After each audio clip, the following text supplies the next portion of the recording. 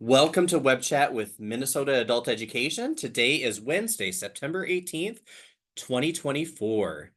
Let's dive in. In our agenda today, we have some announcements that we will be talking through.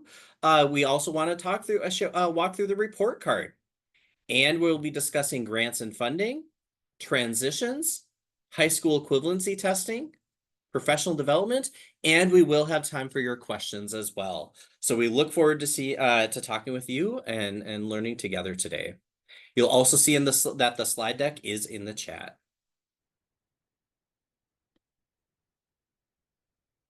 Let's kick off with introductions of our adult education team here at the Minnesota Department of Education. My name is Brad Haskamp. My pronouns are he, him, and I'm the State Director of Adult Education. I'm going to turn it over to Astrid. Thanks, Brad. Good afternoon, everybody. I'm Astrid Lyden. My pronouns are she, her, and I'm the Professional Development Specialist with the team. Turn it to Brandy. Hi, everyone. I'm Brandy Logan. I'm the High School Equivalency and Accountability Specialist for the team, and I'm going to turn it over to Haley. Thanks, Brandy. My name is Haley Swanson. My pronouns are she, her, and I'm the Grants and Records Specialist with the team. I will go ahead and turn it over to Jody. Thanks, Haley. Good afternoon, everybody. I'm Jody Versa. My pronouns are she, her, and I'm the Program Quality Specialist on the team. And I will turn it over to Julie.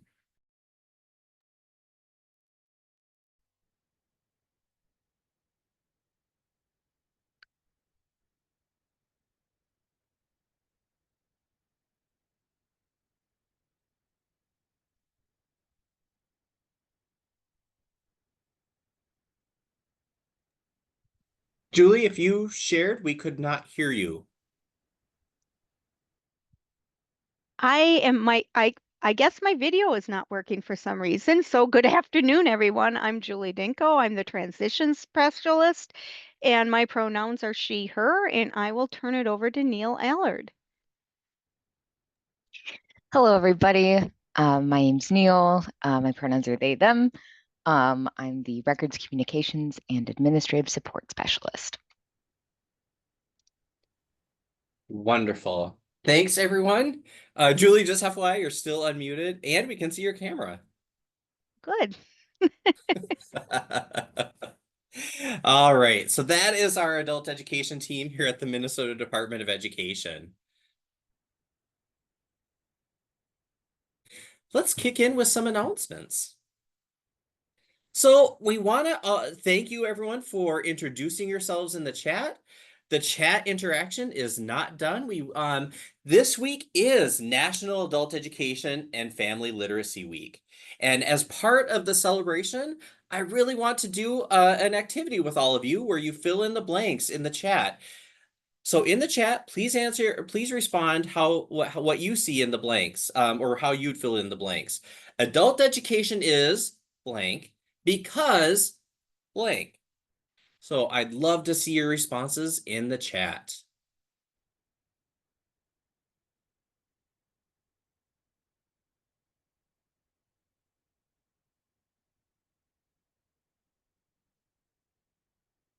And just like in the adult education classroom, we are not moving on until people respond. Oh, thank you, Christine. Adult education is important because it opens doors to opportunities. I love that.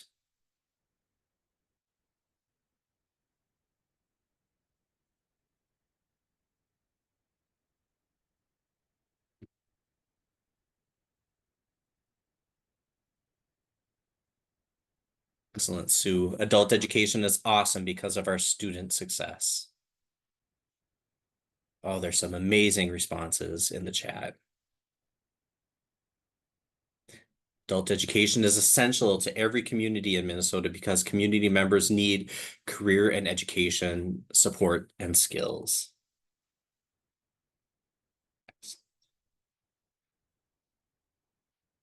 Excellent. Oh, thank you all for sharing. I really appreciate that. Adult education is an amazing field, and I'm really honored to be in the field with each and every one of you, working together.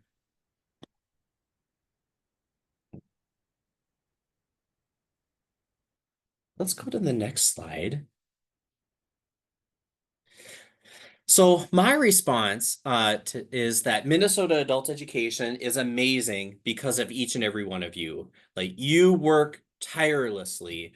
I'm not saying you're not tired, but you are so dedicated in providing amazing services for our adult education learners, for those that are working towards their education goals, those that are working towards their career goals. I thank you for everything that you do in adult education.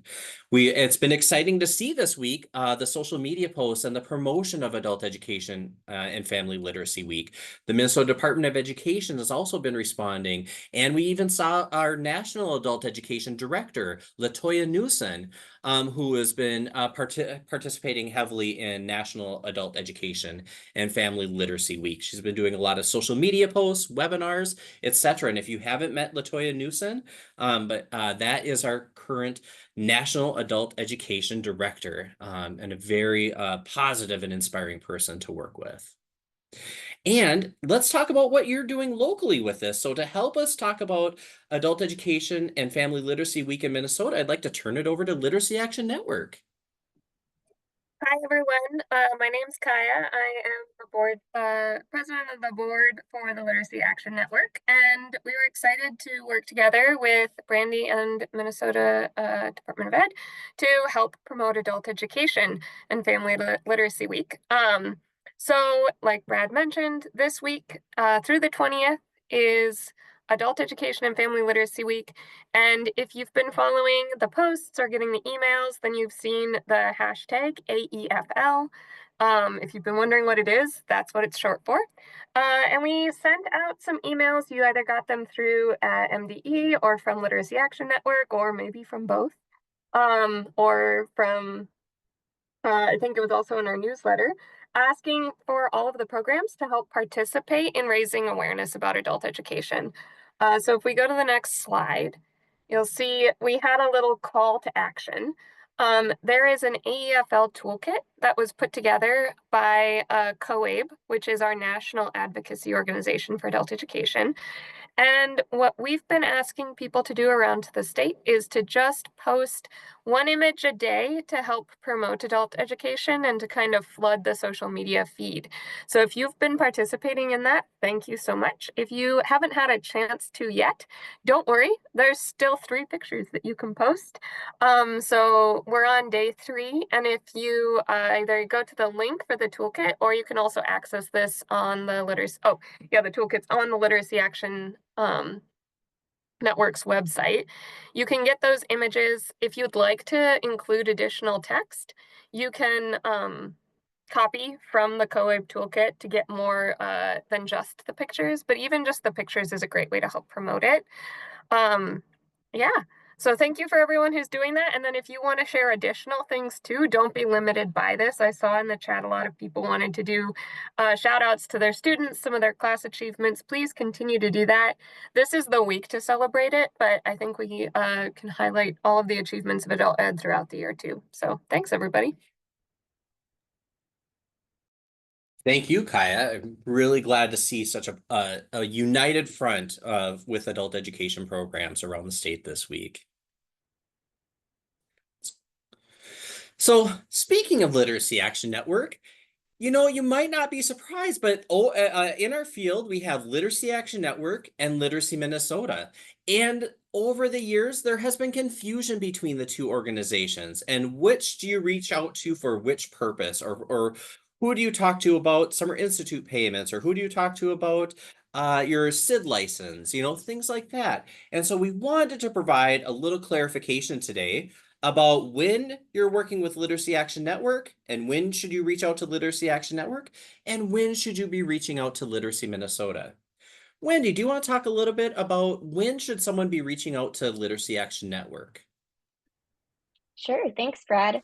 Hi, everyone. I am Wendy, and I am the administrator at Literacy Action Network. And as we have shared at Summer Institute, we are now 2 separate entities. And so you'll be reaching out to me for Summer Institute registrations, annual land membership renewals, anything regarding legislative advocacy, or if you're submitting a travel reimbursement for committee events or the fall manager meeting, which is coming up. If you haven't done so, please reach out to me for a new W-9 to go ahead and get your system updated.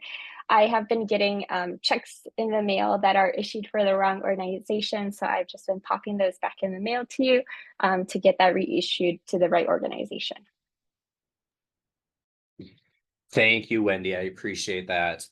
And so that is when you will be interacting with Literacy Action Network, or those are some of the reasons that you'll be interacting with Literacy Action Network.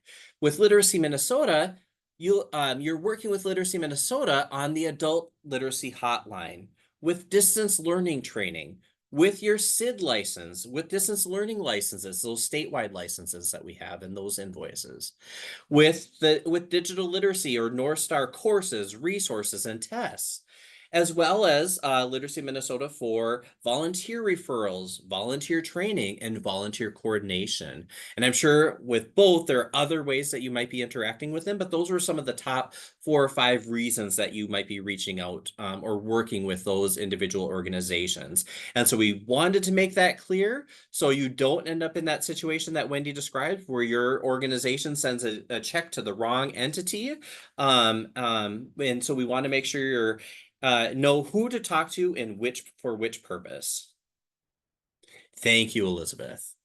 And Elizabeth put in the chat that there is DL and Technology Help Desk just for you if you email support@MN ABE distancelearning.zendesk.com. Thanks, Elizabeth. Let's go to the next slide.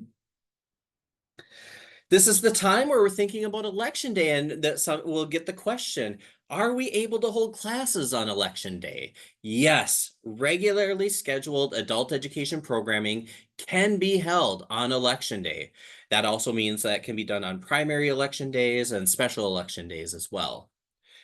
However, special or one-time adult education events should not be held on Election Day. So your regularly scheduled classes can happen on Election Day, and any specialty programs or sessions or one-time events should not be held on Election Day. And just note, sometimes we have folks asking about this, adult education programs fall under the public school section of the law because of our affiliation with community education. And so if you want to learn more about that, you can look up Minnesota State Statute 204C.03. And that outlines events on general, primary, and special election days.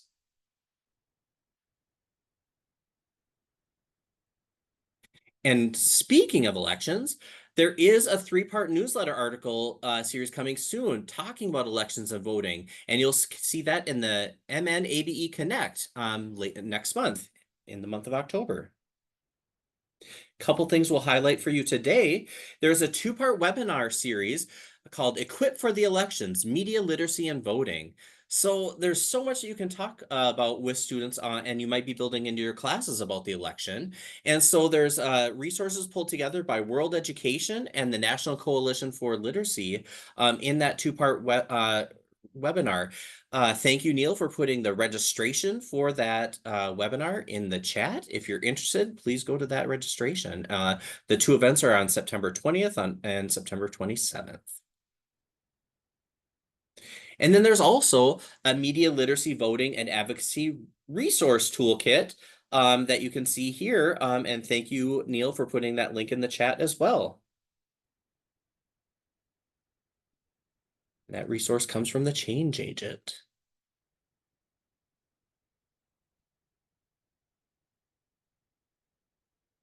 Okay, so those are our announcements for today.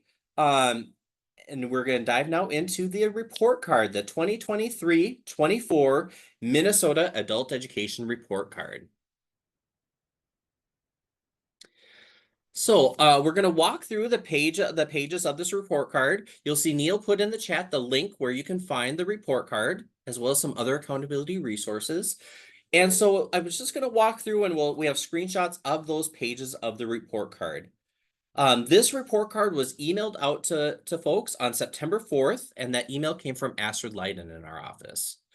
The first page of our report card provides descriptions of all the tables and the definitions that are embedded within the report card. So that's a little bit of an overview that you'll see on page 1.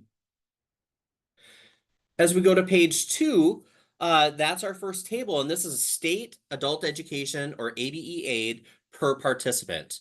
And in this table, you'll see that there's each consortium is listed, and then you'll see their FY 24-25 state aid, their rank in terms of how much state aid they received, the number of participants that they had in 23-24, the rank in terms of their number of participants, and then state aid per participant.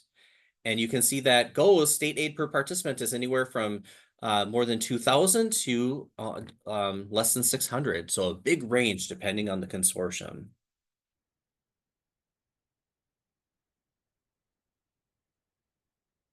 And then as we go to the next table, you'll see that there's measurable skill gains specifically for participants in ESL levels. And here you can see each consortium listed and then their number of ESL leveled participants, the rank of their participants, then the number as well as the percent of participants with a measurable skill gain. And that's broken down by a level gain, by those that earned a diploma or an equivalency diploma, and by those that earned an MSG 3, 4, or 5, and then their total percent of participants with an MSG. And then you can see on this table that the gray bar is the kind of the statewide ESL average. And then you can see our NRS target is that upper green bar, and that was 28%. That was our agreed upon target with the federal government. And then you also see that bottom green bar is the program improvement bar, which is 19.6%. Let's go to the next. So now this is MSGs or measurable skill gains for our participants in ABE levels. And very much like the last one, you can see our consortia listed and then the number of participants in ABE levels, the number of participants, the rank that for each consortium, the number of participants who made a level gain, those that earned a diploma or an equivalency diploma, and those that earned an MSG 3, 4, or 5. And then on the far right column is the total percent of participants in ABE levels that earned a measurable skill gain. And just like last time, that gray bar closer to the bottom is the statewide ABE average at 30.7%. And then that upper green bar is our target with the federal government, again at 28%. And then there's the program improvement benchmark at 19.6%.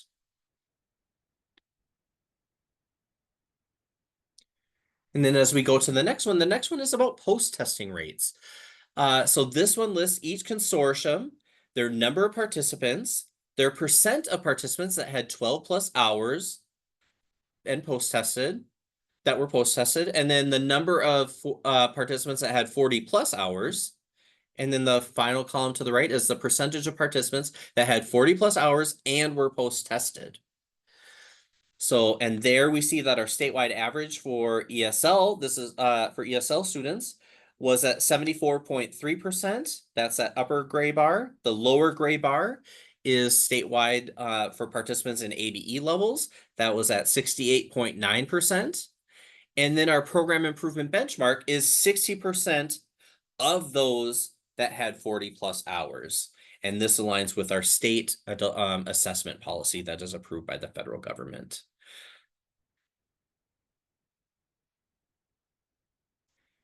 And then we have our two retention and persistence tables. We kick off with our participants in ABE levels, and you can see each consortium listed, and then their number of enrollees in ABE levels, and then their percentage of enrollees that were retained to 12 hours, and then the percentage of enrollees retained to 40 hours, then their number of participants in ABE levels, and then the average hours per participant. Then the percentage of participants that were retained within the program, retained in adult education to 40 or more hours. And then you can see they're ranked according to percentage of participants retained to 40 hours. I see we have a question in the chat.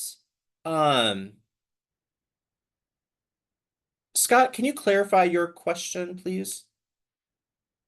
Feel free to come off mute and ask it verbally.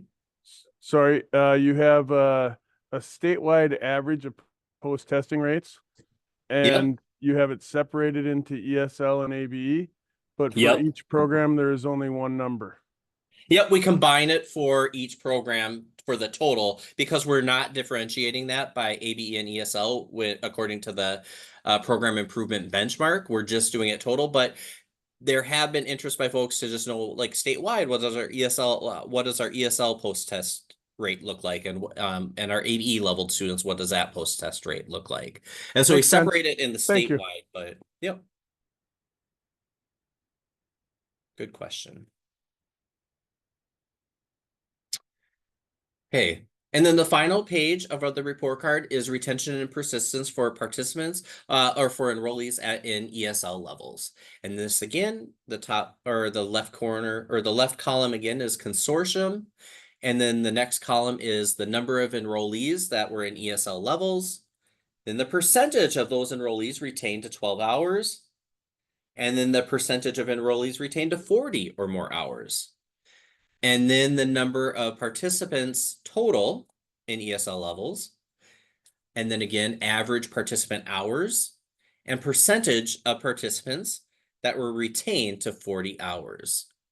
And so you can see that goes anywhere from more than 90% to more than 34%. So again, with each of these tables, you can see a good range, wide range of averages by consortia.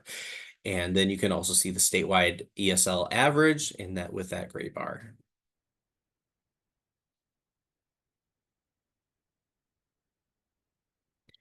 So with that, I noted there were a couple times we were talking about that green bar, the program improvement benchmark.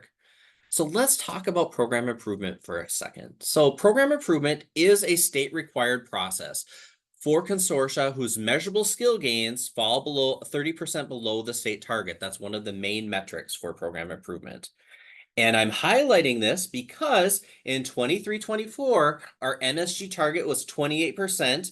And that meant then if that program improvement benchmark was set at 19.6%. Our targets this year agreed upon with the federal government. The federal government increased those percentages on us through the negotiation process. And so now, instead of 28%, our target for 24-25 is 36.7% for ABE level students and for ESL level students. 36.7%. 1817. Yes, Penny? Oh, okay.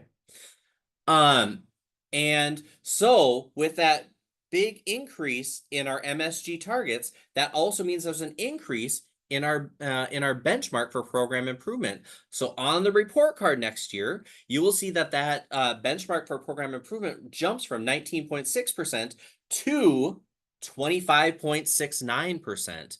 So we want to make sure that you're looking carefully throughout the year at your MSG outcomes so that you can hopefully be at the targets and you're not worried about being falling below that benchmark for program improvement. And to talk a little bit more about program improvement, I'm going to turn it over to Astrid. Thanks, Brad. So real quick, we do have a question in the chat. Just want to give everybody a heads up. Anne asked what goes into the negotiation about benchmarks. The negotiation for there isn't a negotiation about benchmarks. There's a negotiation about targets with the federal government. Our negotiation in targets for the federal government, they're having us compare ourselves to prior years. They have us also ensuring that we try to do better than the year before. So our targets always go up from one year to the next, typically. And then they also want us to be at or above the national average. In addition, they look for some additional factors in terms of how many students, they might be looking at additional factors of what percentage of our students have barriers to employment in SID or statewide. What do those averages look like? And all of those things can affect the negotiation. And I will say we call it a negotiation. The federal government calls it a negotiation. And in reality, there is usually not much negotiation. It is the federal, we will propose one target in our state WIOA plan, and the federal government will say, nope, it needs to be this. And then it's really difficult to actually move from what the federal government moves us to. They sometimes open it up for negotiation, but oftentimes they're not really open to too much wiggle room. Thanks for that explanation, Brad. Yes, so this year, we just had a handful of programs that fell below that benchmark in several different areas. And so those programs that have been identified for program improvement have already been notified. And they are going to be receiving additional communication from me in the next couple of weeks about what our process will look like. And this year we are running a modified process, a simplified process. We won't be holding a cohort-based extensive program improvement process. However, if you go to the next slide, just looking towards the future, while we're not doing that process this year, we may return to that model in future years. As Julie noted in the chat, with the rise in the targets and the benchmarks, it is possible that there will be more consortia falling into that program improvement identification level. And so we'll revisit what's the most appropriate improvement process going forward. And as Brad said, we just encourage you to keep an eye on your MSGs throughout the year with those new targets in mind. And we do have a question from Brian. Brian, I'm not sure I understand the question. Yeah. Could you unmute and clarify, Brian?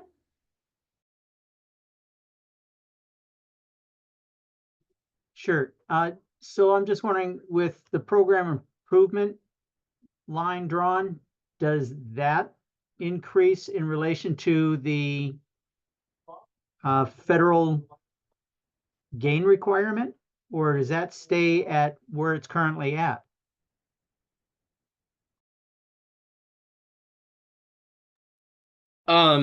Let's go back 2 slides. Brian, I might need you to clarify. So we see here from one year to the next, the increase in our targets with the federal government. And thus, in our program improvement policy, that does increase the benchmark for program improvement from one year to the next. So last year it was 19.6%, which you see on the report card. We haven't yet produced next year's report card, but at the end of this year, the report card will show that benchmark for program improvement is 25.69%. Okay. Yep, I see it. Yeah, I didn't see it the first time. Sorry. Okay. Thanks, Brian. Okay, then I'm going to turn it over to Jody for grants and finance. All right, thanks, Brad. So I have a few just reminders and some information for you about finance things, especially this fall. So before I kind of launch into that, just want to define a couple of terms that are often used just in case that you're not don't have an accounting background or are newer to our field. So I am going to be talking about fiscal years and abbreviating fiscal year FY. So the 2 fiscal years that we're currently kind of thinking about and talking about are FY24, which is the year that just ended in June, and FY25, which is the year that we are currently in. So that was the year that started on July 1. So just a note about that. And then also just want to define before I start using this acronym. So UFARS, if that is a new term for you, that's okay. The UFARS refers to a set of codes that have to be used for financial fiscal reporting by any entity that is a grantee of the Minnesota Department of Education. So that's all school districts and a few other entities. Like I know some of you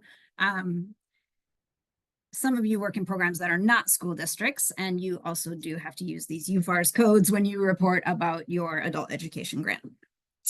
So there are many different kinds of codes within the UFARS system, but one kind of code is a finance code or a fin code, and that really just talks about the source of the funding. So for today's conversation, I'm going to be talking specifically about a couple of different pots of funding, sources of funding.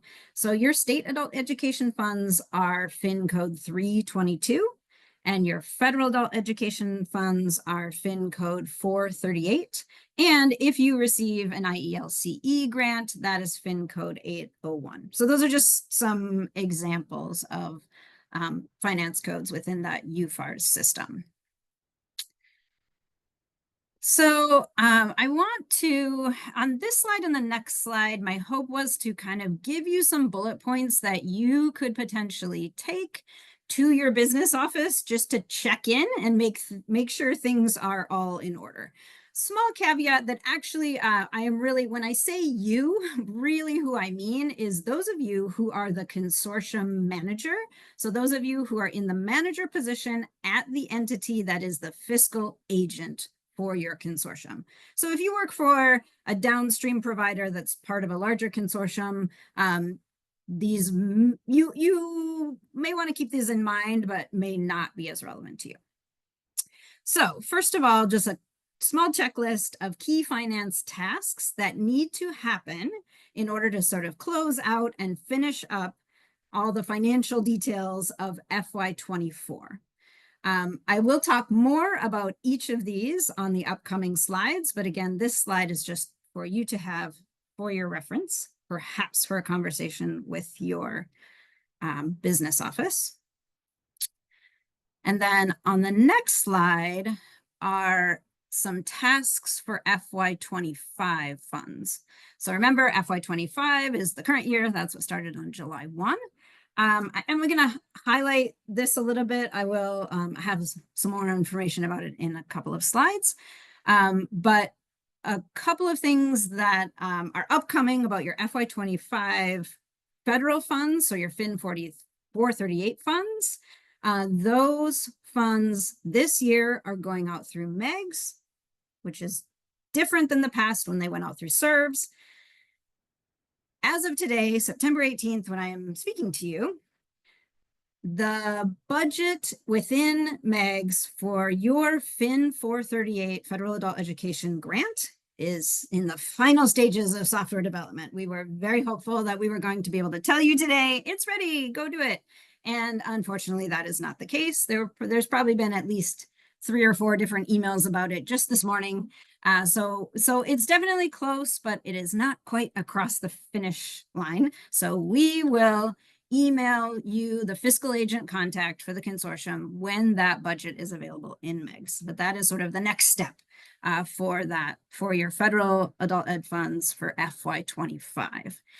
And also a heads up, this is something that is new because those federal funds have moved into MEGS.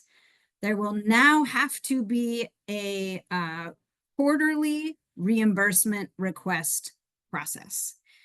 We can't tell you the details of that today because we don't know for sure yet, but we did want to give you a heads up, and I'll tell you a little bit in upcoming slides, a little bit more about how and when you can learn more.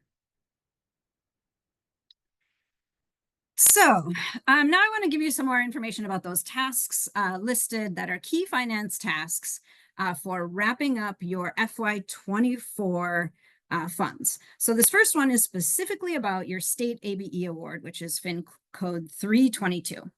So there's a special caveat in state statute that allows you, the grantee, to roll over some of your state funds up to 20% of your total award if you couldn't use them within the course of the regular fiscal year.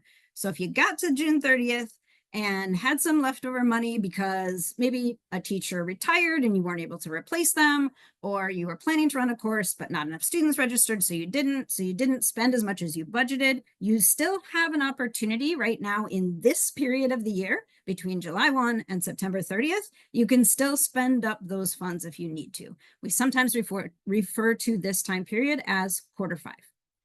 The important thing for you, and more importantly, your accountant or your business office folks to know, is that there's a specific way with UFAR's codes that those expenditures have to be labeled. And having them labeled correctly helps us do the reconciliation process and figure out the correct final payment amount when we close out the fiscal year on our end. So for this year, now is the time period where, even though we are technically in FY25, you still have a few more days to spend down any unspent FY24 funds. If you are doing that for expenditures that occur now, July, August, or September of this month, those expenditures should be course coded 004. Final note on this, like this excited person here in the corner of the slide, we encourage you to use these rollover funds to fund a one-time expense, maybe like a curriculum project that you pay one staff member extra for a month or something, or maybe you use it for technology purchases. We do not recommend using that for just regular ongoing expenses such as salary, because you can end up, the danger of that is you kind of shift those expenses from one fiscal year to the next, and then you have to do the same thing in the following year. And we don't recommend that. We do know sometimes some of you have done that because it was sort of your only way to move those funds forward, and that is okay, but we definitely don't recommend doing it that way. So that was oh, let's see. I think on the next slide, I have just a reminder about the UFAR's course codes for carryover. Every fall, we kind of get this question about what course code do we use this year? I know it's logical, but also it's easy to forget when it's something that only happens once a year. So just a reminder, for this year, if you're carrying over FY24 funds, the code is 004. Next year, it'll be 005, etc. So that is your first task, is to roll over your unspent state funds if you have them. Your second key finance task is to make sure that your FY24 federal funds, which is FIN 438, are completely drawn down in serves. So remember, FY24 federal funds are still in serves, which is a financial system here at MDE. It is quite old, and that's why it is being sunset, and it's being replaced by MEGs, but your FY24 money is still there. Just a reminder, you cannot roll it over the way you can roll over federal funds. So if you didn't spend up all of your federal funding before June 30th, then the amount you didn't spend, you cannot draw that down. So you can draw down the amount of actual expenditures. So please check in with your business office to make sure that all of those funds that are available to you and that were spent are actually make it from MDE's coffers into yours. Brad and I just had communication with grant staff earlier this week, and we can say there are a fair number of grantees that still have federal FIN 438 money for FY24 in serves. So please check in with your business office folks to make sure that that happens. It's possible if you didn't in fact spend the whole amount, you might have to revise the budget to match the actual expenditures before you can draw it down. So there might be an additional step if the entire amount was not spent. So please think about that or act on that as soon as you can. And it should really happen no later than September 30th. And then the last key finance task that you should be thinking about for FY24, the final task that kind of completes the whole process for you, for your consortium, is the final fiscal completion report. On that report, you report to MDE what in what categories for what uses you used all of your FY24 state funds and all of your FY24 federal funds. That report will be emailed to you. We are shooting for mid-October. So again, to our single point of contact for each fiscal agent entity, so each consortium, you will get an email with your blank report. Haley's the one who will be emailing those out again, so be watching for email from Haley. That report will be due back to our office, back to Haley, by December 13th. Just a note that the reason why we have it due so late is because in between those two dates, school districts are doing audits. So they're doing audits of all their education funding, all of the K-12 funding, and including adult education funding as well, which is of course much smaller than the K-12 funding. So we want you to be sure that what the information you are submitting to us, to our office on the final fiscal completion report matches what your district is also going to be submitting to MDE when they submit a final UFARS report of all of their educational funding, including both K-12 and ABE. So that is what, in the reconciliation process, we do look at what you submitted to us as compared to what your district submitted as that final official UFARS report. Side note, I recognize some of you don't work for districts, so you don't have to worry about that part, but the majority of our grantees are school districts. So we just wanted to let you know that that's why we have set the timeline the way we have. So this is just an example of the fiscal completion report, so you can recognize it when you see it in your email. We have not yet made the FY24 version, so this is just a screenshot of the FY23 version. So that's all the things that you need to do to close out FY24. Now we want to take a couple of minutes to look at FY25. So again, that's the current year that we are in right now. And one big change for FY25 is MEGS.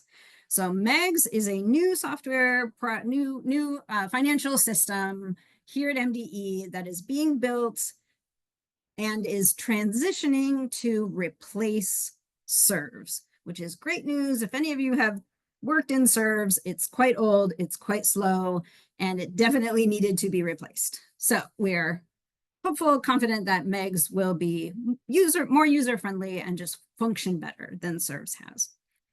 So the changes that this means are, as you remember probably, you submitted your application this year, so that June 1st application for your annual award, your annual funds, that was submitted in MEGS. So I know for some of you, you were in MEGS and filled out your tables and stuff in there. So that was kind of everybody's first chance to use MEGS. And so another change is that the federal adult education funds for FY25, so for this current year, will be distributed in MEGS. So FY24 is in SERVs, FY25 is in MEGS. This is a question we've been getting a lot recently, and we recognize that it is confusing, and it's no problem for us to answer that question. But if you get that question from your business office, hopefully that will help you answer that confidently. So that is a change. But also note the state adult ed funds, which is by far your biggest pot of funding, right? The majority of your award amount. Those FIN 322 funds, there's no change to that state adult ed award and how it makes it to you. So that process, it flows out through our system called Ideas. It's periodically metered out and deposited into your organization's bank account. There's no change to that. Yes, Clarice. Yes, thank you for foreshadowing my upcoming slides. Yes. So on the next slide. Real quick, we do have a web question on, will there be a webinar that teaches us how to use MEGS? Yes, thank you, Brad. Yep, answer that question in just a second here. Thank you. So a couple of key tasks for FY25 funds. The next one is to create a budget for those federal funds in MEGS. Like I told you earlier, we were super hopeful to be able to give you the green light and go ahead and do that today. Unfortunately, has not happened yet. But we anticipate it should be soon. We know that it's almost finished. There's just a few details that are sort of being ironed out behind the scenes. So be watching, those of you who are the fiscal agent entity of your consortium, or you're our single point of contact, you're the consortium manager, be watching for an email from our team, probably most likely to come out through Neil, and that will let you know when that MEGS budget is available. So just a heads up that it's not available today. We're hoping it'll be available very soon. And then, yes, to answer your question, Clarice, we recognize that you all need more information and more support, or at least those of you who are going to be working on budgets and be in MEGS need some more support and some more information about that. We recognize that you will need support and information both about the budget, building the budget, which will be the next task, but also about these quarterly reimbursement requests. So that will be something that will have to start relatively soon as well. Our plan is to provide you with additional technical assistance on those two things, starting with the budget. Unfortunately, again, we are in the scenario where we, as in the adult ed team, are still waiting to get all of the information we need and get all of our questions answered before passing on information to you. So I am in the process of asking many, many questions to the MEGS development team because I want to be confident that I understand so that I can help you all understand. So unfortunately, we haven't been able to schedule anything yet. But we will schedule a webinar. Also, perhaps we may be able to produce like some screencast videos, some kind of demos to show you. So yes, we are planning additional technical assistance, and yeah, please be on the lookout for that. All right, so I think that is all the information I have, except IELCE grants, which Julia is going to tell us more about. Thank you, Jody. The Integrated English Literacy and Civics Education Grants, grantees are listed on this slide. We'd like to welcome Hiawatha Valley ABE to the mix.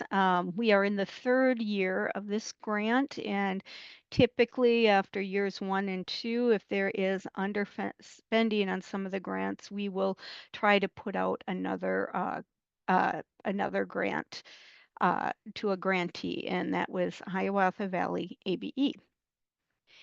And then I wanted to remind anyone who has one of these grants that you have the application, and with the application, you should have received a budget form back in June or July. To complete the budget form, send it in, and then quarterly, we're going to ask for a financial reporting form, oftentimes referred to as an FRF. It's due quarterly. I just want to remind you that's due October 15th, and that's for anything, any activity occurring from July 1st through September 30th. If you have questions about that, if you do not have the form, please contact Nigatari Valens at the state of Minnesota Department of Ed. He's a grants specialist that specializes with this particular grant. And then I'm going to move on to some updates around transitions and just some reminders, and then some new information regarding a couple of initiatives.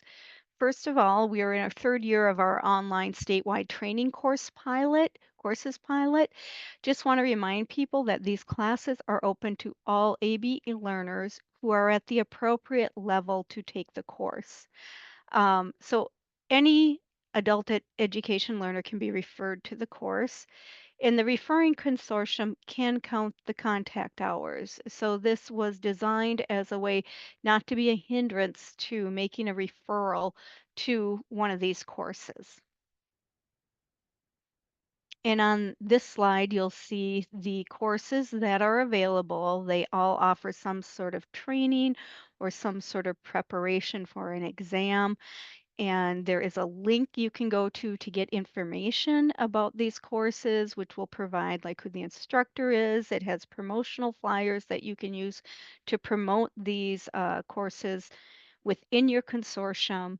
And they also have like the appropriate, I think I mentioned that educational functioning level for the learners. Hey, Julie, we have a question if there's a discussion about some colleges moving away from the TEAS testing. I have not heard of that. I have not heard of that at yet. I think the course has filled up and we've seen it fill up rather quickly. So I can look into that. Okay, so from Workforce Development Inc. Okay, yep, I was just with Ginny yesterday, so I'll reach out to her and see what the case might be. Alrighty. Then we'll move on to the new IET process and forms. This is just a reminder for integrated education and training courses. In order for it to count as integrated education and training, it has to be approved. There's a new process and forms, and those can be found on the mnabe.org website. And then I wanted to mention that Minnesota has a placement practices feasibility study. This was legislatively mandated last year, and the purpose is to assess current admissions as well as developmental education placement. And this came partly out of the changes to developmental education and the strategic roadmap. So these findings will be reported to the state legislature in January of 2025. And I'm on a committee that is looking at some of the work. It's just a small part of this entire feasibility study, but there is an opportunity, and the next slide will go a little more into it, that's available to adult education learners. They're looking to have some small group virtual discussions, and they want adult learners who either enrolled in developmental education and dropped out, enrolled and completed it, or they were in an English language courses before they could get into their regular gateway courses. But I want to make sure adult basic education learners are a part of this study. So there's a link here that you can go to, or actually, Neil, thank you. I think you put it in the chat. They do get compensated for 90 minutes. They'll get $200. There's a few other benefits for them there, but the requirements are on the next slide, and they're pretty minimal. And I'm hoping we have some ABE learners that qualify there. There is at the very bottom of this slide a tiny URL that they can go and submit an application to participate in one of these focus groups. And if you know of any individuals like this, if you can support them in possibly helping them fill out the application, and it really is just a quick application, it wouldn't take more than 5 minutes, but then possibly consider providing them a quiet place or a connection to internet, Zoom, etc., if they don't have that access to do that on their own. Just something to consider. So I'm hoping you will promote that with your learners. And then the one other initiative that is available again is the Next Generation Nursing Assistant.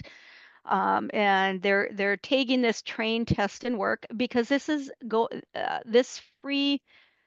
They allow students to test at no charge if that student is looking at going directly to work, not if they're looking to enroll in higher education. Because oftentimes nursing assistant is required or recommended before you enroll in a nursing program.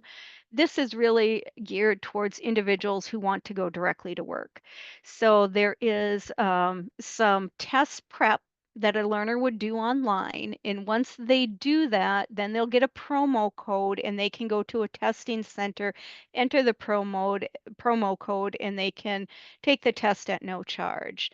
There is a great frequently asked questions flyer that is linked here, and that flyer also has a short video, about 6 minutes, that goes over the whole process and what's available for students that as far as the nursing assistant exam. Hey, Julie, we had a question earlier. Susan asked is, once we receive IET approval, can we label the class as IET and SID? Yes, once it's approved. Yep. And that's all the questions that I see in the chat so far. Okay. All right. And that is it. Then I am going to turn it over to you, Brandy. Thanks so much, Julie. Yep. So for high school equivalency, we have a new age waiver. I know several of you have already been using it, but we wanted to call it attention. So a little this then and now, as you can see, it went from just stating GED to we are HSE testing, as well as a new address for the new MDE location off of Stinson Boulevard. Also, instead of just the general education test waiver, it is called the high school equivalency test age waiver application. And then, of course, just that general information adding in HiSET from what state statute has. Neil put it into the chat where you can find that on our website. We recommend always locating that on the website versus printing it because, of course, updating documentation, you'll get the most recent copy if you go to the website and download it. Another part of the age waiver is the conditions. So before, I believe we used to have them bulleted. Now we've labeled them A through F. And as you can see, HiSET official practice test has been added to condition F. Remember, the official practice test, if you're using HiSET, is not off of their website, but you have to go through an account set up through Essential Education. If you ever have questions about that, reach out to me. I also wanted to draw attention to the CASAS goals math now that we have the new version. Currently, we are working with Spark on identifying those scores, but we also are anticipating the new TABE 1314. So until those new assessments are implemented and we have time to look at the scoring and see what kind of implementation we need to make for the age waiver, the CASAS goals math scores are going to stay the same. I know a couple of people have reached out prior to that. So what you see on the age waiver is what the eligibility scores will stay until the new TABE 1314 comes out. And then we can make all those changes simultaneously together. Okay. And the last part of the age waiver is that there are additional, more developed directions. And just kind of one of the new highlights is this table that Neil created, which is a way to identify more of a definition of what an agency and what kind of location or person to reach out to, especially for people that are finding the age waiver offline and they're not going through a program directly. And so this has been a real helpful additive that Neil created to assist in people identifying who to reach out to and what is the appropriate agency and or supporting documents. Highly recommend taking a look at it and seeing all of the new additives to the age waiver. GED updates. So we've talked about it and we've continued to talk about it and put the word out, but retakes for the GED. Before, it used to was 3 retakes at a reduced price. And currently it is 2 retakes at a reduced price. And then the third is at full price again. So just making sure that we are letting students know about the retake policy and what that pricing is going to look like. Another option is GED has began GED and Me, which is a mobile app that students can download to their cell phones. It's more friendly, user-friendly in a sense that students have quick access to their scores, as well as looking up their practice and their profile and to-do list. And so we are encouraging those that have students that are in the middle of testing or even wanting to begin testing look at the app. I see that Lydia said the app is amazing. So that's exciting that we've got people out there already working on it and using it and maneuvering through it. Next is our HiSET updates. So HiSET has had a new testing fees. And so as you can see, the rows highlighted in blue are for full battery, and the rows highlighted in white are for singular testing. So those computer-based testing, one subject at a time, including that admin fee, is going to be $28. And then the computer-based full battery, including those admin fees, are going to be $140. Then you have online proctoring as well as paper-based testing. And then at the bottom, you'll see the admin fee is $10. And then that retest fee is $10 because HiSET's retest is $0, but you always have to pay that $10 admin fee. So we wanted to be very transparent about those fees that would occur. Is the app working now, Laura? Back to GD. Yes, the app is working. I highly recommend reaching out to some other programs that are utilizing it. You can always reach out to the GED Contact Us or Help Desk if you have any questions specifically for that. All right, and the next slide, please, Neil. HiSET updates part 2. We're really excited to let everyone know that DOC is onboarding HiSET at all locations. And so this is something that we're excited about because this is giving more testing opportunity to all of our students in the state, as well as working with that specific special cohort of students as they may be re-entering and filtering through into your facilities. So with that information, we wanted to let the state know about PSI centers. So PSI is the affiliated company that owns HiSET, and they have 9 current centers in the state. And within the past couple of weeks, PSI centers have had the ability to onboard HiSET through a data conversion if you are a computer person. So what that means is they have the ability to choose to test HiSET at their locations. And if any one of these locations falls within your region, we highly recommend reaching out to them and seeing if they plan to onboard HiSET, possible partnerships, and having another testing facility within your area. And we highly encourage that. And the last slide is our Coffee Talk series, our HSE Coffee Talk series. If you haven't gotten an email, you can always reach out to us or you can register yourself. But this is an opportunity the last Thursday of each month to get a group together that either is part of testing or they're looking into testing and they have questions or concerns, best tips and practices. And so it's at 1:30 p.m. Central Time. The duration's about an hour. And we just come together and just have the opportunity to talk to each other about updates as well as concerns and questions and ideas to promote HSE testing within our state. And that's all I have. And I'm going to turn it over to Astrid. Are there Brandy, any? before Yes. we turn it over to Astrid, there's a question in the chat that I'll just kind of catch you up on the chat.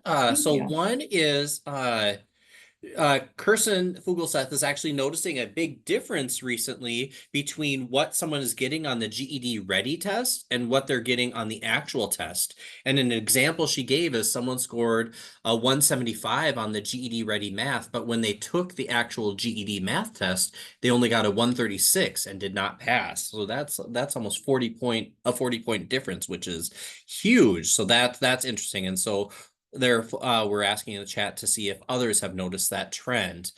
Then there was another question about the GED app. And Clarissa was asking, does the GED app provide online study for free? So from my understanding, the GED app does have some opportunity to connect the student to their studying as well as kind of their next skills progression. I don't think that it is a full app where they could use it, say, like Aztec or Khan Academy, where they have the lessons through the app. It's more of the having their account readily available because they're still in connections of improvement. I believe I saw Laura had mentioned, or Lydia had mentioned, that the app is amazing. Lydia, if you have some experience with the app so far, if you wanted to kind of comment on that or reach out to individuals. I have not specifically seen it myself, but this is the information that we've received from GEDTS. Yeah, and both Lydia and Penny have said that that the app is aligned to Kaplan Wonderful. materials. Yep. Thank you. And then I do see the other question about if it works on smartphones aligned with Kaplan. Again, that's from my understanding, it's a smartphone app. So I'm not quite sure if there's a specific program time or if you're Apple or Android, that would be a conversation with GED specifically if you have a different style of phone. Emily, your And then- PSI, oh, I'm sorry, Brad, what were you going to say? Oh, yep. I was just going to share Emily's question. So, are these PSI centers affiliated with ABE centers, or are they just like testing centers, PSI centers in the communities? And Emily's asking that because she wants to confirm who she should be reaching out to. Perfect. Thank you so much for asking that, Emily. So currently, right now, they are just local community PSI centers that offer a vast difference, a range of tests that PSI offers for the community. And so I know that reaching out to the individual site would be the best option. You can always reach out to me and I can get you connected to the person as well if there's one in your community. And we're really hoping to kind of onboard that relationship through your programs and see what may happen in the future with HiSET testing. So Brandy, you're just talking about the new ones. You're not talking about those of us who already exist, right? Correct. Yeah. So these are these were identified PSI centers if you look on DEED's website, actually. And so they were identified as current locations that were already throughout the state prior to HiSET even coming to Minnesota. And so the goal is there was already an affiliated physical location. They were working towards allowing the HiSET data, as you had experienced, Scott, it's a different data programming. So they had to onboard that and give them the ability to provide the HiSET testing. And so just like any other test center, now they have the ability to provide the service of testing. So they have to go through the onset of the process and the hours, the declaration of hours, as well as learning how to deliver the HiSET test.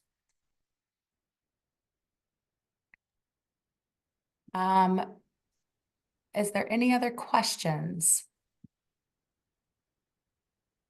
Okay. Yes, Scott, Harmony does deliver HiSET and they are a PSI center, which is really nice to have. So what I hear from you, Scott, is you're always open to answer questions for the field. Actually, somebody did ask me on the side, they said, why are you not on the list? Well, again, this list was pulled prior to, so that's why. And you already have HiSET. So if there are no more questions, I am now going to pass it over to Astrid. Thank you. Okay, thanks a lot, Brandy. Good afternoon, everybody. We wanted to tell you about some of the upcoming professional development available. And I wanted to start with just some reminders about some tools that we have available to you to help you plan for your professional development, to help support your staff in planning their professional development. So we've got the Professional Development Catalog, which has brief descriptions of all of our support network PD offerings on a searchable website. So you can search by format, by content area, by provider, a really useful tool that we hope you'll take advantage of. Linked from the first page of that catalog is a spreadsheet with all of the professional development events that have been planned to date for this fiscal year. So that's a nice sort of one pager if you want to get a sense of the year. For events that actually have registration open, you can go to the PD events calendar on the Atlas website to get registered. And then a final resource here is the Atlas Ongoing and Future PD Opportunities document. So this is a document that they keep updated on an ongoing basis, just to make sure everyone's can access their opportunities at a glance. So thanks to Neil for putting all of those links in the chat. Encourage you to bookmark all of those. On the next slide, we just wanted to remind everyone that we have now moved all of our online courses to the Canvas platform for Minnesota Professional Development. And you do have access to these excellent foundations courses that can get you and your staff up and running with some of the basics for Minnesota adult education. So ABE Foundations is our orientation to Minnesota adult education for all staff. And then we have foundations courses for the 3 sets of content standards for Minnesota ABE. So encourage you to take advantage of those resources. And then on the next slide, we are offering this fall an opportunity to go through these courses with colleagues. So there's the ABE Foundations webinar series and the ACES Foundations webinar series. So this is an opportunity to get some support while completing that online course. So if you've got newer staff who are going to be going through these courses, they can participate in the course on their own and then join the webinars to get a review from experts in different content areas, as well as get a chance to ask questions that come up in the course. So encourage you to take advantage of those supports for the foundations courses. We also want to let you know on the next slide about a new course called Teaching Reading to Adults that's being offered through Atlas. This is a self-paced course that is focused on the components of evidence-based reading instruction and provides instruction on how to assess in each of those 4 components, as well as instructional strategies for teaching EBRI. This is a course intended for both new and experienced folks, and you can earn 16 CEUs for completing it. So this is a great opportunity just to get the basics around teaching reading, or maybe you went through STAR or an EBRI course years ago and you need a review. This would be also a great way to get brushed up on some of the basics of teaching reading. On the next slide, we're really excited about a new professional development opportunity that Elizabeth Bennett from Literacy Minnesota is hosting, called the AI Playgroup. This is a chance to get together with colleagues and do some experimentation with the new artificial intelligence tools that are coming up. For the first one, they'll be focusing on Magic School, a really great tool that can save teachers a ton of time. And the meetings will be on the 4th Tuesday of the month, September, October, and November. So you can register for the series and join for any or all of the dates. Let's go to the next slide. Also want to call your attention to a webinar that's coming up in about a week, focused on the new credentials specialists and the information that they have pulled together around some of the commonly offered credentials in our system. So this is an opportunity to learn more about what the requirements are for these different credentials and courses, how the testing works, hear about student success stories, and ask questions. Let's go to the next slide. For those of you working in the northern part of the state, want to just remind you that registration is due this Friday to secure a hotel room if you're going to be joining us in Walker, and I hope you are, because we've got an excellent lineup of sessions. We'll be offering a longer in-depth workshop on Thursday afternoon focused on building your digital literacy toolbox, as well as some really excellent sessions Thursday evening and Friday during the day focused on a variety of relicensure topics, instructional topics, and program administration topics. So hope that you will attend. On the next slide, for those of you who either need a CCS refresher or have staff who need a little refresher, maybe it's been a few years since you've gone through CCS Foundations. On October 14th, Atlas staff will be conducting a webinar that gives folks the opportunity to get that refresher. They'll start in a large group and then go out into breakout groups by content area. So there'll be an ELA group and a math group. And Neil has put a promotional flyer in the chat that you can use to share this information with your colleagues back at your programs. We also want to let you know about a really important cohort experience that's coming up here starting on November 1st called Best Practices in Digital Education. So this is a revamped professional development opportunity built on Distance Learning 101 and 102.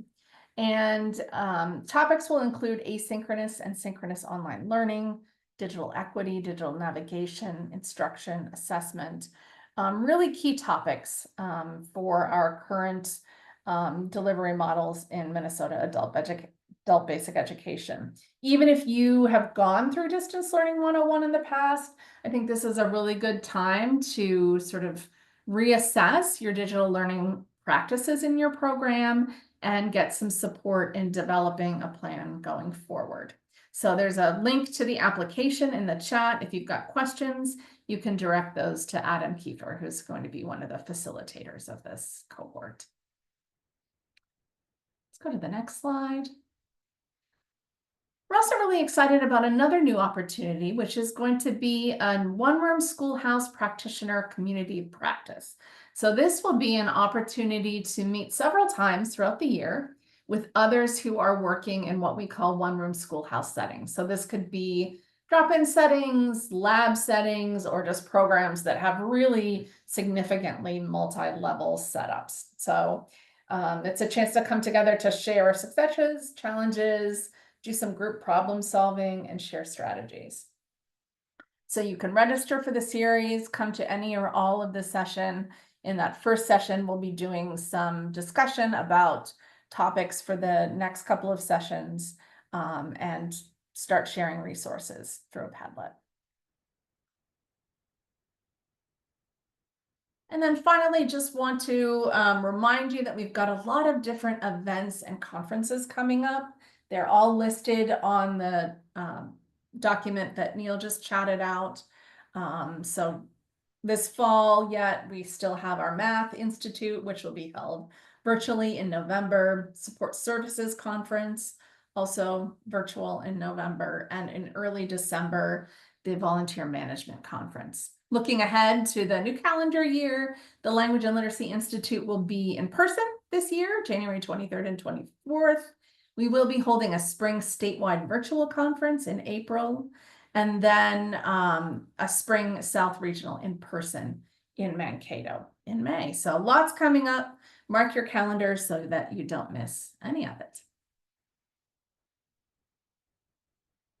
And then finally, we are really excited that we're going to have the opportunity to get together again this fall. We heard loud and clear that managers missed the opportunity last year to get together in person. So we will be holding a fall manager meeting on Wednesday, October 30th. This will be held in Shoreview at the Best Western Plus, full day 9 to 3 with some optional networking opportunities before and after.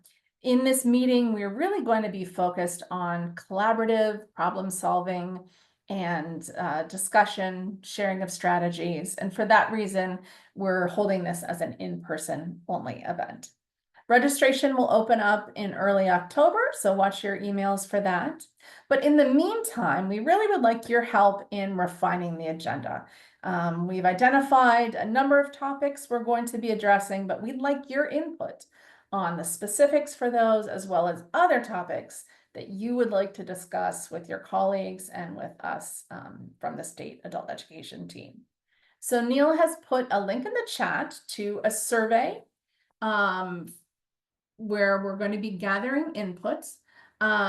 We've still got a couple minutes here before 2:30, so maybe your calendar's blocked off.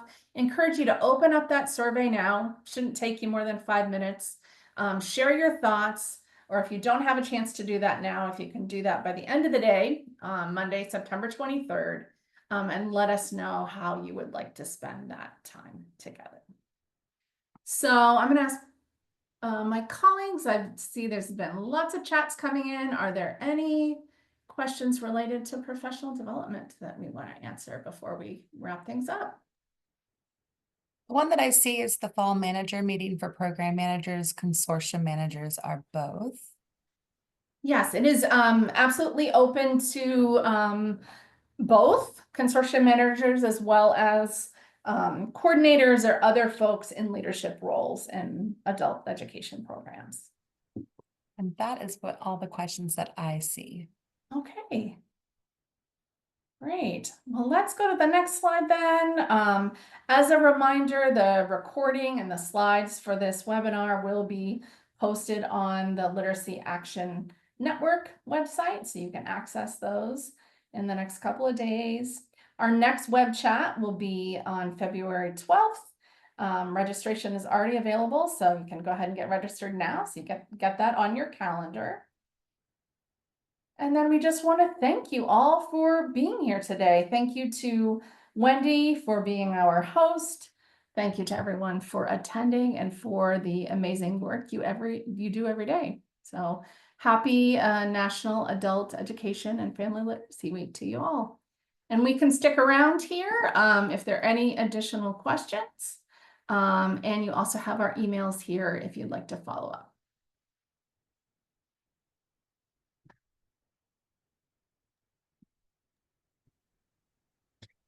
Thanks, everyone. Good to see you all. Thank you, Astrid.